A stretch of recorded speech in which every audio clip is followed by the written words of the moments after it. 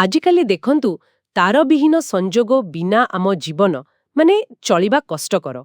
କିନ୍ତୁ ଏ ଯୋଉ ଯାଦୁ ଭଳି କାମ କରୁଛି ଏହା ପଛରେ ପ୍ରକୃତରେ କ'ଣ ଅଛି? ଆଜି ଆମେ ଗୋଟେ ଉତ୍ସ ତାରବିହୀନ ସଂଯୋଗର ମୂଳଦ୍ୱାର ସେଇ ଆଧାରରେ ଟିକେ ଗଭୀର ଭାବେ ଦେଖିବା। ଏ ଅଦୃଶ୍ୟ ନେଟୱାର୍କର ମୂଳ ଯନ୍ତ୍ରାଂଶଗୁଡ଼ିକ କ'ଣ? ମଜା କଥା ହେଲା ଏତେ ଜଟିଳ ଲାଗୁଥିବା ଜିନିଷଟା ମୁଖ୍ୟତଃ ଦୁଇଟା ଜିନିଷ ଉପରେ ହିଁ ନିର୍ଭର କରେ। ହଁ ଏକଦମ। ଆଉ ଏଇଟା ସତରେ ଗୋଟେ ବହୁତ ଜଣାଶୁଣା ବିଷୟ ହେଲେ ବି ଗଭୀର କଥା। ଆମେ ଯେଉଁ ପ୍ରତିଦିନ ୱାଇଫାଇ ବ୍ୟବହାର କରୁଛେ ତା ପଛରେ ଏହି ଦୁଇଟି ଉପକରଣର ଭୂମିକା ବହୁତ ଗୁରୁତ୍ୱପୂର୍ଣ୍ଣ।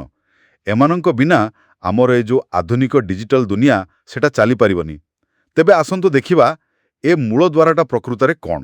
ଆମ ଉତ୍ସ କହୁଛି ପ୍ରଥମ ଜିନିଷଟା ଆମ ଡିଭାଇସ୍ ଭିତରେ ଥାଏ ୱାୟାରଲେସ୍ ନେଟୱାର୍କ ଇଣ୍ଟରଫେସ୍ କାର୍ଡ ବା ଏନ୍ଆଇସି। ଏହାର ପ୍ରକୃତ କାମ କ'ଣ? ମାନେ ଖାଲି ସିଗ୍ନାଲ ପଠେଇବା ଓ ଆଣିବା ନା ଆଉ କିଛି ବି ଅଛି? ହଁ ଦେଖନ୍ତୁ, ସିଗ୍ନାଲ ପଠେଇବା ଆଉ ଗ୍ରହଣ କରିବା ତ ମୁଖ୍ୟ କାମ, ସେଥିରେ ସନ୍ଦେହ ନାହିଁ। କିନ୍ତୁ ଏହାଠୁ ଆଉ ଟିକେ ବେଶୀ କାମ କରେ। ଏନ୍ଆଇସିଟା ପ୍ରକୃତରେ ଆମ ଡିଭାଇସରେ ଯେଉଁ ଡିଜିଟାଲ ଡାଟା ଅଛି ତାକୁ ରେଡିଓ ତରଙ୍ଗରେ ବଦଳାଏ ଆଉ ଅନ୍ୟପଟରୁ ଆସୁଥିବା ରେଡିଓ ତରଙ୍ଗକୁ ପୁଣି ଡିଜିଟାଲ ଡାଟାରେ। ଏମିତି ଭାବନ୍ତୁ ଗୋଟେ ଅନୁବାଦକ ଭଳି, ଯାହା ଆମର ଲ୍ୟାପଟପ୍ ହେଉ କି ଫୋନ୍ ହେଉ ତାକୁ ୱାୟାରଲେସ୍ ଭାଷାରେ କଥା କରେଇବାରେ ସାହାଯ୍ୟ କରେ। ଓହୋ ବାଃ, ଏଟା ତ ବହୁତ ଗୁରୁତ୍ୱପୂର୍ଣ୍ଣ କାମ।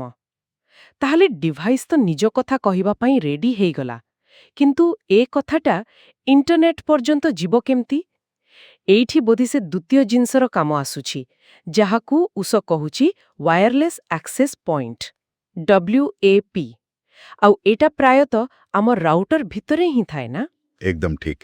ୱାୟାରଲେସ୍ ଆକ୍ସେସ୍ ପଏଣ୍ଟ ବା WAP ସେଇଟା ହେଉଛି ସେ ପୋଲ୍ ଯାହା ଆମର ଏଇ ତାରବିହୀନ ଦୁନିଆକୁ ତାରବାଳା ଇଣ୍ଟରନେଟ୍ ଦୁନିଆ ସାଙ୍ଗରେ ଯୋଡ଼େ।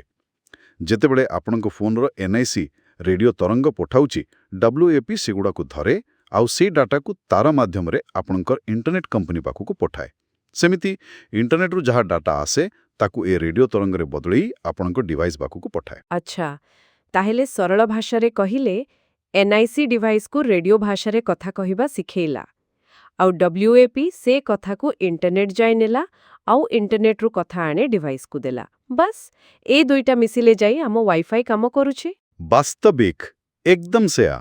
ଏ ଦୁଇଟା ଭିତରେ ଯେଉଁ ସିଙ୍କ୍ରୋନାଇଜେସନ୍ ସମନ୍ୱୟ, ସେଇଟା ହିଁ ଆମକୁ ବିନା ତାରରେ ଇଣ୍ଟରନେଟ୍ ବ୍ୟବହାର କରିବାର ସ୍ୱାଧୀନତା ଦେଉଛି।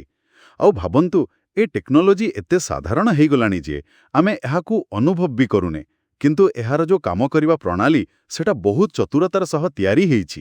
ତାହେଲେ ଆଜି ଆମେ ଆମ ଉତ୍ସରୁ ଏକଥା ପୁରା ସ୍ପଷ୍ଟ ଭାବେ ବୁଝିଗଲୁ। ତାରବିହୀନ ସଂଯୋଗର ମୂଳଦୁଆ ହେଉଛି ଦୁଇଟି ମୁଖ୍ୟ ଜିନିଷ। ଗୋଟେ ହେଲା ୱାୟାରଲେସ୍ ନେଟୱାର୍କ ଇଣ୍ଟରଫେସ୍ କାର୍ଡ ବା ଏନ୍ଆଇସି, ଯାହା ଆମ ଡିଭାଇସ୍ ଭିତରେ, ଆଉ ଅନ୍ୟଟି ହେଲା ୱାୟାରଲେସ୍ ଆକ୍ସେସ୍ ପଏଣ୍ଟ ବା WAP, ଯାହା ପ୍ରାୟତଃ ଆମ ଘର ରାଉଟରରେ ଲୁଚି ରହିଥାଏ। ଏ ଦୁଇଟା ମିଶିକି କାମ କଲେ ବୋଲି ଆମକୁ ଏ ସୁବିଧା ମିଳୁଛି। ହଁ, ଆଉ ଏଠି ଗୋଟେ କଥା ଭାବିବା ପାଇଁ ଅଛି। ଦେଖନ୍ତୁ, ଆମେ ଏଇ ଉପକରଣଗୁଡ଼ିକ ଉପରେ ଏତେ ନିର୍ଭରଶୀଳ, କିନ୍ତୁ ସେଗୁଡ଼ିକ ଆମ ଚାରିପାଖରେ ପ୍ରାୟତଃ ଅଦୃଶ୍ୟ। କେବେ ଭାବିଛନ୍ତି ଏଇ ମୁହୂର୍ତ୍ତରେ ଆମ ଆଖପାଖରେ ଏମିତି କେତେ ଶହ ବା ହଜାର ଆକ୍ସେସ୍ ପଏଣ୍ଟ ସକ୍ରିୟ ଥିବ, ଯାହା ଏହି ପୁରା ସଂଯୁକ୍ତ ଦୁନିଆକୁ ସମ୍ଭବ କରୁଛି? ଏହା ପ୍ରକୃତରେ ଏକ ବିଶାଳ ଅଦୃଶ୍ୟ ନେଟୱାର୍କର ମୂଳଦୁଆ।